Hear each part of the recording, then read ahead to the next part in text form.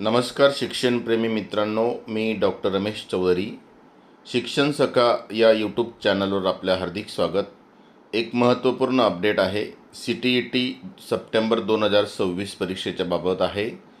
तर CTET परीक्षेच्या संदर्भात एक नोटिफिकेशन आलेली आहे आणि ऑनलाईन अर्ज भरण्याचा कालावधी 11/5/2026 ते 10 जून 2026 आहे आणि या संदर्भात ही अपडेट आहे.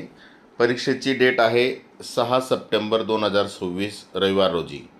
तर या परीक्षेच्या संदर्भामध्ये आपल्याला सविस्तर या नोटिफिकेशनच्या माध्यमातून माहिती मिळणार आहे. ही notification central board of secondary education Delhi म्हणजे CBSE यांच्याकडून आहे आणि या संदर्भामध्ये परीक्षेच्या संदर्भात 2 पेपर आहेत.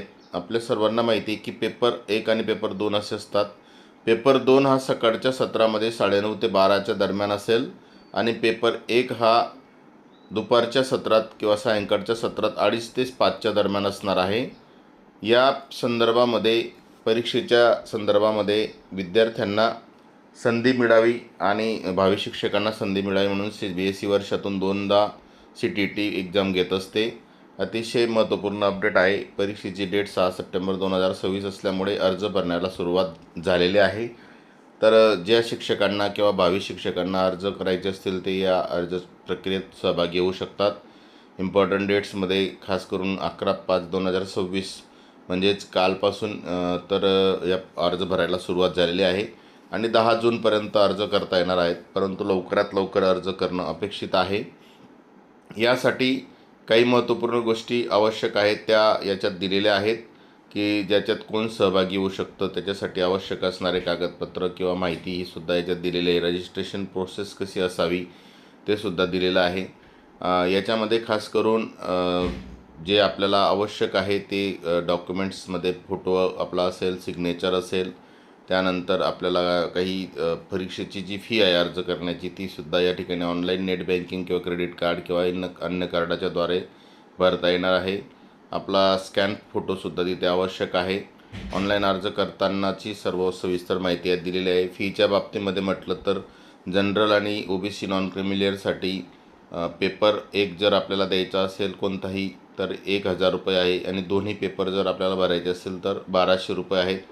SC ST किंवा जे दिव्यांग आहेत त्यांच्यासाठी पेपर 1 किंवा 2साठी 500 रुपये आणि दोन्ही पेपर भरायचे असेल तर 600 रुपये आहे. यानंतर आपल्याला या संदर्भातली सविस्तर माहिती या नोटिफिकेशनच्या माध्यमातून समजून घ्यावी लागणार आहे आणि यासाठीच्या डेट्स खूप महत्त्वाच्या आहेत. काही अडचण आली तर आपल्याला कॉन्टॅक्ट कोणाला करायचं हे सुद्धा दिलेलं आहे. अतिशय सविस्तर असं हे नोटिफिकेशनचं माहितीपत्रक दिलेलं आहे. त्यात सर्व डेफिनेशन्स सर्व माहिती याच्यात दिलेली आहे. पेपरच्या संदर्भामधला वेळापत्रक असेल किंवा त्यासाठी लागणारं कागदपत्र असेल किंवा त्यासाठी लागणारे ऑनलाईन प्रोसिजरमध्ये असणारे माहिती असेल, यासाठी पात्रता कुठली असेल तीसुद्धा यात दिलेली आहे. पात्रतेच्या बाबतीत DLED किंवा BEd किंवा अन्य परीक्षा आपण उत्तीर्ण होतो त्या संदर्भातलंच आहे.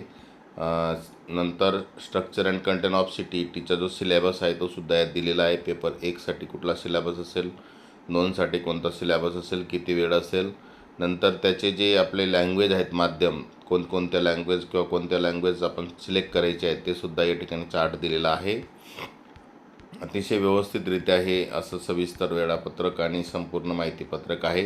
हे माहितीपत्रक जर आपण व्यवस्थित वाचलं तर आपल्याला समजू शकेल. दुसऱ्या पेपरसाठी सुद्धा सिलेबस सविस्तर दिलेला आहे. यावर मी सविस्तररित्या आपल्याशी अजून संवाद साधणार आहे. तर language of the question paper जो असेल तो बायलिंगल असणार आहे, हिंदी आणि इंग्लिशमध्ये मेन क्वेश्चन पेपर. त्या दृष्टीने आपल्याला तयारी करायची आहे. क्वालिफिकेशन मार्क्ससाठी आपल्याला माहिती आहे त्याप्रमाणे जे पासिंग क्रायटेरिया आहे तो पासिंग क्रायटेरियासुद्धा या ठिकाणी आपल्याला माहिती असल्याप्रमाणेच आहे, वेगळं काही नाही. व्हॅलिडिटी पिरियड ऑफ CTET सर्टिफिकेटचे संदर्भात सविस्तर दिलेले आहे. एक्झामिनेशन सेंटर्स कुठे असणार हे सुद्धा दिलेले, ॲडमिट कार्ड कधी मिळणार हे सुद्धा दिलेलं आहे.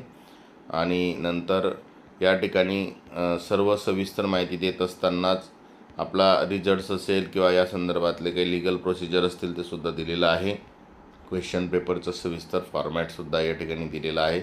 सिलेबस कशाप्रमाणे असणार आहे हे सुद्धा सविस्तर यात दिलेलं आहे. पेपर 2साठी सुद्धा सविस्तर सिलेबस दिला आहे. सविस्तर सिलेबसबाबत मी स्वतंत्र एक व्हिडिओ तयार करून आपल्यासोबत संवाद साधणार आहे.